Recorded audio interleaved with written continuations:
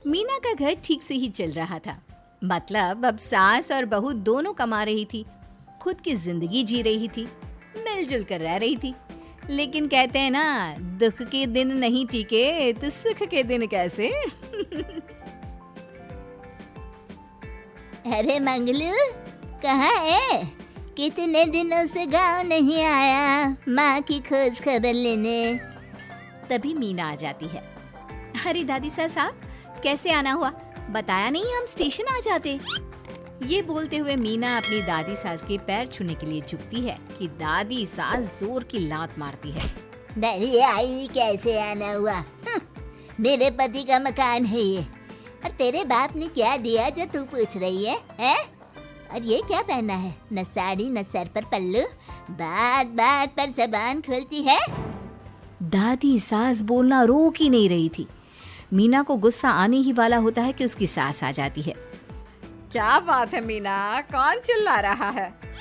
मैं हूँ मंगलू की दुल्हन। बहुत चपर चपर कर रही है ये मीना बहू। इसकी जुबान पर लगाम लगवा ले। मम्मी जी, मेरी बहू है, घोड़ा थोड़ी ना है जो लगाम लगवा दूं। तभी वहाँ मंगलू यानी कि मीना का ससुर आ जाता है और मीना की सास को एक जोर का तमाचा लगा देता है। वाह, जुम्मा 2 दिन हुआ नहीं कमाना शुरू किए, मेरी माँ के सामने होशियार बन रही है। मैंने बुलाया है माँ को, ये रहेंगी तो कम से कम इस घर की औरतें औकात में रहेगी। अरे जब से कमा रही है सर पर चढ़कर नाच रही है। चिंता न कर मंगलू, मैं आ गई हूँ ना। दोनों को लाइन में लगा कर रखूंगी। दोनों बहू ने मेरे मंगलू की जिंदगी खराब कर रखी है। तभी वहाँ पोता यानी कि मीना का पति आ जाता है।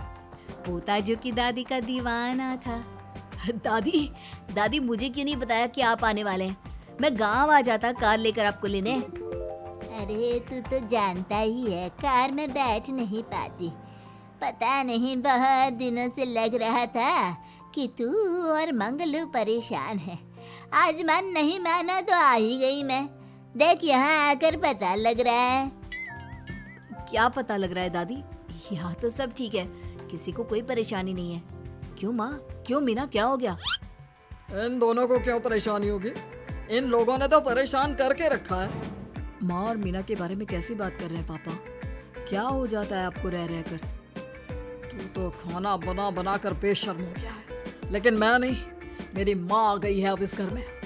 अब यहाँ सब वैसे ही रहेंगे जैसा मैं चाहता हूँ। देख मंगलू, तेरी बहू काम करती है तो मुझे कोई लेना देना नहीं है, लेकिन मेरी बहू कोई दर्जी का काम नहीं करेगी। साफ साफ बोल रही हूँ। लेकिन दादी साहब, वो तो बहुत अच्छा बुटीक चला रही हैं। बहुत अच्छा चला रही है, लेकिन हम लोगों ने अपने घर की बहू से ना काम नहीं करवाना। अरे इसके बाप को शादी के वक्त ही बोल दिया था। और इसके बाप जिन्होंने दहेज में एक साइकिल दी थी ना, कैसे हाथ जोड़कर कह रहा था, मेरी बेटी आपके घर आ गई, इससे सौभाग्य कुछ नहीं। अब देखो इसकी बेटी, बहू आ जाने के बाद सर पर चढ़ रही है मेरे मंगलू के। मीना जो कि सास की बुराई सुनकर परेशान हो जाती है। दादी सा छोटा मुंह बड़ी बात। लेकिन क्या पिताजी ने आपको बताया नहीं? सासू माँ ने अपने पैसे से ससुर जी के जन्मदिन में कार दी थी। ससुर जी इतने साल से स्कूटर से जाते थे, अब कार से जाते हैं। क्यों ससुर जी, बताया नहीं आपने? क्यों रे मंगलू, कार ले ली तूने? मुझे तो तू पैसे भी नहीं भेज रहा। 2 महीने से कैसे कैसे दिन काट रही थी और तू यहाँ कार से घूम रहा है। आप भी सासू माँ को अपने बैंक अकाउंट की डिटेल दे दीजिए दादी साहब, वो डाल दिया करेंगी पैसे आपके अकाउंट में। क्यों सासू माँ? मंगलू यानी कि मीना का ससुर, जिसने अपनी माँ को गांव से सिर्फ अपनी बीवी को लगाम लगाने के लिए बुलाया था, ये सब देखकर जोर से चिल्लाता है। मीना बहू, चलो दादी सास आई है, ये नहीं कि खाने पीने का इंतजाम करे।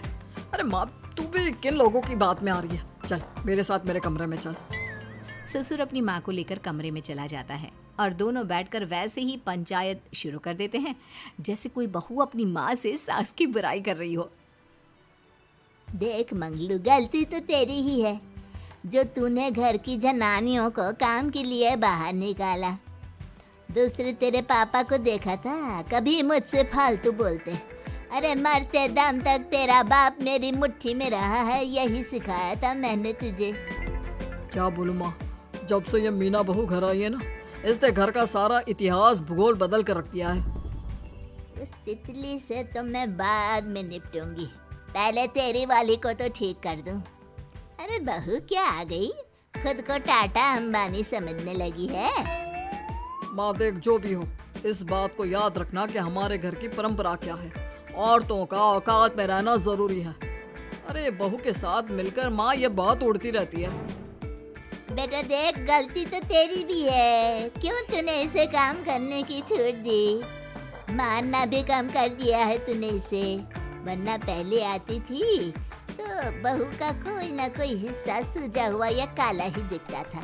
देखकर तसल्ली मिलती थी कि तूने कंट्रोल कर रखा है। इस बार तो काला और सूजा छोड़, अच्छी खासी चमकती दिख रही है ये। क्या बताऊं माँ, गलती तो हो गई है। हाँ, वो कार देखकर पिघल गया होगा ना तू। अरे बेटा, औरतों को मुट्ठी में रखा कर। शान की साइकिल ज्यादा अच्छी कुत्ता बनकर कार चलाने से, समझा। मीना का ससुर अपनी माँ की बात को सुन रहा था। बस माँ, जो गलती हो गई मिट्टी डाल उस पर। बस तू ना घर पहले जैसा करके जाना। ये सब ना बहू का किया धरा है, समझी। मतलब बहू को ठीक करना है तो बहू को लगाम लगाना होगा। ठीक है। दोनों माँ बेटा बातें करके सो जाते हैं। सोने के बाद अगली सुबह मंगलू की बीवी यानी कि मीना की सास, माँ जी उठिए, ये लीजिए गर्म पानी और ये दाल दूध। चलिए, तो याद रहा तुझे, वरना मैंने तो सोचा था कि बहू के चक्कर में पागल ही हो गई होगी बिल्कुल। अरे बहू के चक्कर में पागल होने का क्या मतलब होता है माँ जी। उसने मुझे मेरे पैरों पर खड़ा होना सिखाया है। मैं तो कहती हूँ उसके जैसी मेरी बेटी होती ना तो शायद मैं बहुत पहले जीवन का मतलब समझ चुकी होती। तो दादी सास को समझ में आ जाता है कि सारा मामला मीना पर जाकर ही ठीक होगा। वो सोच लेती है कि अपनी बहू को छोड़कर पहले मीना को सही करना है। फिर अगले रोज, अरे मेरे पोते के पास तो मेरे पास बैठने का वक्त भी नहीं है, हैं? अरे कैसी बात करती है दादी, तेरे लिए तो मैं नौकरी भी छोड़ दूं। नौकरी नहीं, तू ना बीवी छोड़ दे, खुश हो जाऊंगी मैं। नीरज हैरान हो जाता है कि उसने तो मजाक किया था। दादी ये क्या बोल रही है? कैसी बात कर रही हो दादी, मीना ने तो सारा घर संभाला हुआ है। पहले तो घर गिरा जा रहा था ना। तेरी मीना के आने के पहले ना घर में चूल्हा जल रहा था, ना कोई रोटी खा रहा था। क्यों? नीरज को दादी बीवी के खिलाफ खूब काम करती है। तू सही कह रही है दादी, औरत पैर की जूती और हाथ की मुट्ठी में ही ठीक लगती है। मीना ने ना सिर्फ घर का माहौल बिगाड़ा, माँ को भी पिताजी की इज्जत करनी छुड़वा दी। अब ठीक बोल रहे हो, घर को बिगाड़ने की मेन जिम्मेदार तो मीना ही है दादी। अभी उसे ठीक किए देता हूँ। तभी वहाँ पिता भी आ जाता है। देख बेटा, तो रोटी कम खाना मंजूर, लेकिन इन औरतों के आगे झुकना मंजूर नहीं। तेरी दादी ने घर की परंपरा बना कर रखी। मजाल कि मेरा बाप मेरी माँ के सामने कुछ कह लेता। पर पापा, एक बात पूछनी थी। रहने बेटा, तू ना कंफ्यूज है जीवन में, तू ना कंट्रोल कर पाएगा अपनी जनानी को। मंगलू, मेरी तो टिकट ही करा दे गाँव की। तुम लोगों के घर तो मर्दों की कोई इज्जत ही ना है, और ये मेरे घर की परंपरा ना है, मैं चली। अरे ना ना दादी, मैं तो बस देख अब मैं कैसे कंट्रोल करता हूँ इसे कल। फिर अगले रोज मीना ऑफिस के लिए तैयार हो रही थी कि देख मीना, आज मेरे दफ्तर से कुछ लोग खाने के लिए आ रहे हैं, तो शाम के खाने में, लेकिन आज तो मेरी मीटिंग है, फिर घर आने में मुझे देर हो जाएगी। तो मैं क्या करूँ? बोला ना शाम को खाना बनाना है तो बनाना है, समझी। मीना को पति की बात अजीब लगती है, पर वो दादी सास के सामने कोई भी ड्रामा क्रिएट करना नहीं चाहती थी। ठीक है, मैं शाम को जल्दी आ जाऊंगी। अच्छा क्या खाना है प्लीज जल्दी से बता दीजिए। पर बेटा तू तो बहू सास को चुप रहने का इशारा करती है, लेकिन पोते को तो लड़ना था। वो मीना पर जोर से चिल्लाता है, मीना देख ज्यादा हीरोइन मत बन। आज ऑफिस जा रही है तो जा, लेकिन सुन तुरंत रिजाइन देकर घर आ जाना। ना मुझे तेरी कमाई चाहिए ना ही तेरी नसीहत। आज से घर में वही होगा जो मैं चाहूंगा, समझी? अरे कैसे लैंग्वेज बोल रहे हो? ये तुम्हारी बोली नहीं है, कौन सिखा रहा है तुम्हें? तभी दादी सास आ जाती है। क्या बोलना चाह रही है बहू? मैं मुन्ने के कान भर रही हूँ, हैं? हाँ, मुझे तो यही लग रहा है, वरना हम लोगों का घर अच्छे से चल रहा था। सभी मिलजुल कर एक दूसरे को इज्जत देकर रह रहे थे। लेकिन अब तभी मीना को उसका पति जोर से डांटता है। सास बेटी बहू की लड़ाई को बर्दाश्त नहीं कर पाती। देख नीरज, बहू को डांटना या फिर बहू के साथ गलत व्यवहार, ये सब मुझसे बर्दाश्त नहीं होगा। वाह रे वाह, सारी जिंदगी जो पति की डांट और मार खाती रही, अब बहू को थोड़ी सी डांट क्या पड़ी, गुस्सा आ गया। हाँ माँ, क्या हो गया? मैंने तो मीना को कहा कि देख नीरज, मेरी बहू को कुछ नहीं कहेगा तू। ये माँ ही होती है जो अपने बेटे को औरतों की इज्जत करना सिखाती है, लेकिन कोई औरत अपने बेटे से बहू को मारना या डांटना सिखाए तो ये शर्म की बात है। मैं नहीं चाहती कि तू औरतों की इज्जत ना करे, जबकि मैं खुद एक औरत हूँ। दादी सास बहू की बात सुनकर शर्म से सर नीचे कर लेती है। सच कहा सासू माँ, एक रानी ही अपने बेटे को राजकुमार की तरह पालती है, जो दूसरी औरतों का सम्मान करे। काश दादी सास भी पिताजी को अच्छे संस्कार दे पाती। मीना की बात सुनकर दादी सास उन लोगों से माफी मांगती है।